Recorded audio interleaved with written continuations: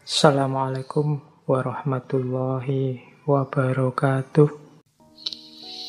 Lanjut, waktunya sudah mau habis baru damai. Iya, padahal temanya perdamaian. Oke ya, perdamaian menurut Galtung itu cirinya dua. Tidak ada atau berkurangnya kekerasan dalam bentuk apapun, dan kreatif dalam mentransformasi konflik. Jadi peace itu non-violence and creativity. Harus kreatif, jangan diam saja kalau ada kekerasan. Kita tidak boleh diam saja untuk membiarkan terjadi kekerasan. Segala strategi harus ditempuh. Karena tidak ada orang kerasan hidup dalam siklus kekerasan. Itulah perdamaian. Jadi rumusnya perdamaian itu non-violence and creativity. Nanti Galtung membagi dua perdamaian itu. Ada perdamaian negatif, ada perdamaian positif. Dari tulisan itu mungkin teman-teman paham ya. Perdamaian negatif itu menghilangkan peperangan. Kalau sedang perang, ya hentikan. Jangan perang. Kalau yang positif, menghadirkan kenyamanan. Ya, jangan dikira yang positif ini gampang, yang negatif berat ya. Bisa saja yang yang positif lebih berat dari yang negatif.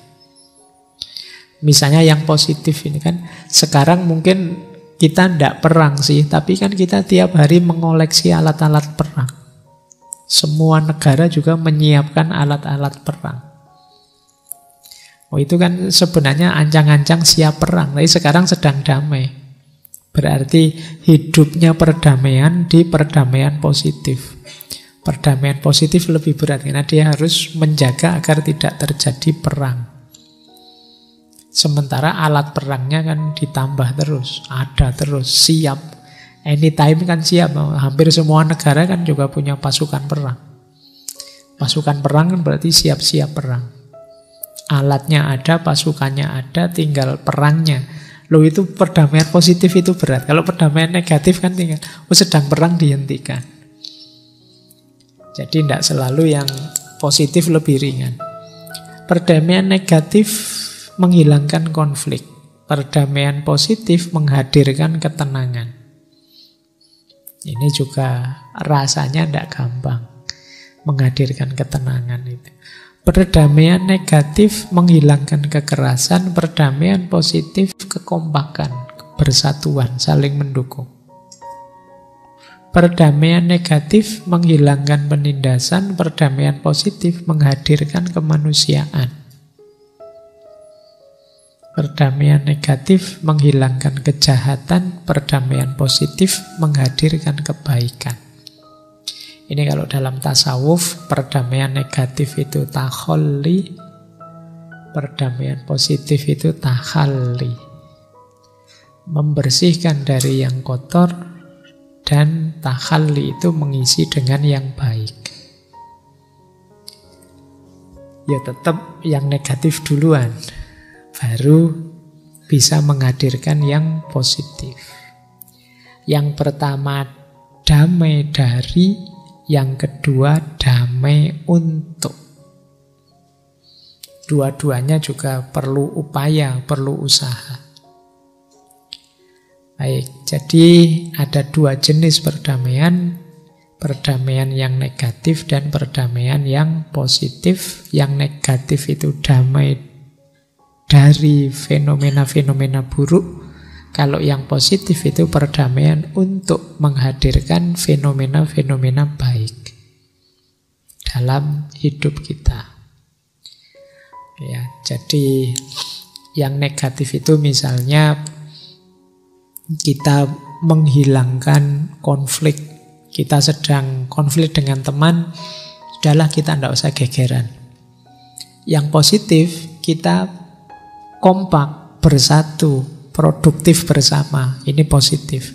Loh, Antara kita tidak usah gegeran dan kita kompak bersatu itu kan dua hal yang berbeda. Ada loh yang negatif saja tapi tidak bisa positif. Sudahlah kamu terlanjur menyakiti hatiku, ya damai-damai tapi tidak usah berteman lagi sama aku. Loh itu negatifnya sukses tapi positifnya tidak sukses. Yo saya maafkan sih, tapi urusan pengadilan jalan terus. Nah, itu kita tunggale ini. Jadi seolah-olah selesai padahal belum. Jadi ada yang negatif, ada yang positif. Nah, ini ada quotes dari, nanti kalian bisa membahas ini agak panjang. Malam hari ini saya bacakan saja. Perdamaian itu bukan hanya tidak adanya kekerasan atau perang senjata, tetapi juga tercapainya keadilan sosial. Karena tanpa keadilan sosial tidak mungkin terjadi perdamaian. Ya kalau masih tidak adil, ya namanya belum damai meskipun tenang. Jadi ketidakadilan itu sejenis kekerasan. Jadi tidak adanya perang itu kan perdamaian yang negatif tadi. Tapi lahirnya keadilan sosial itu perdamaian yang positif. Tapi ini dua-duanya perlu. Tidak mungkin damai kalau tidak adil secara sosial. Sudahlah, terima saja yang kaya makin kaya, yang miskin makin miskin. Ini kan tidak merata. Yang enak-enak terus, yang tidak enak terus. Biar sajalah ya. Hidup itu memang begitu kok. Ada yang kaya, ada yang miskin, ada yang enak, ada yang tidak enak. Kan kita selalu berdalih seperti itu. Tapi kalau secara disengaja, struktural, kultural, dan langsung, sehingga keadilan sosial tidak lahir, ya ini sesuatu yang namanya tidak damai hidup kita. Tidak mungkin kita sebut damai. Jadi damai itu tidak selalu ketika tidak ada konflik. Ketika keadilan sosial tidak hadir, itu juga namanya kita tidak damai. Tidak mungkin ada perdamaian tanpa keadilan. Jadi ini rumus dari Galtung. Terus, yang kami maksud dengan perdamaian adalah kapasitas untuk mengubah konflik dengan empati, tanpa kekerasan, dan secara kreatif. Dan ini adalah proses yang tidak pernah berakhir. Jadi kalau tadi tidak mungkin ada perdamaian tanpa keadilan sosial, ini juga menurut Galtung perdamaian itu sifatnya kreatif dan empatik.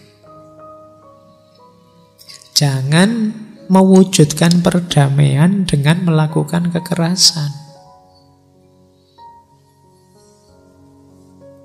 Itu kan kalau istilahnya Imam Ghazali seperti orang mencuci tapi dengan air kencing. Niat mencucinya bagus, tapi jalannya yang pakai air kencing itu blunder. Niatnya tambah bersih tapi tambah kotor, tambah najis. Nah, memelihara perdamaian, mewujudkan perdamaian juga begitu. Dilarang pakai jalan kekerasan. Kecuali nanti ada quote di belakang, dalam konteks defensif, dalam konteks membela diri, dalam situasi yang sangat khusus. Tapi jangan damai dengan senjata. Kalau itu ya namanya tidak damai, nambah masalah sudah. Jadi jangan dengan kekerasan tapi dengan empatik dan kreatif tentu saja. Lo terus pakai apa, Pak? Yo kreatif dong. Jadi cari segala cara untuk mewujudkan perdamaian. Nanti ada beberapa tawaran solusi. Oke, untuk malam hari ini saya cukupkan sekian dulu.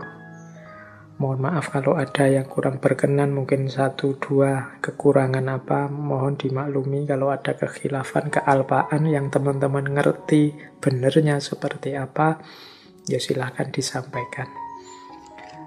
Kurang lebihnya mohon maaf. Wallahul muwaffiq, wallahu a'lam bissawab. Wassalamualaikum warahmatullahi wabarakatuh.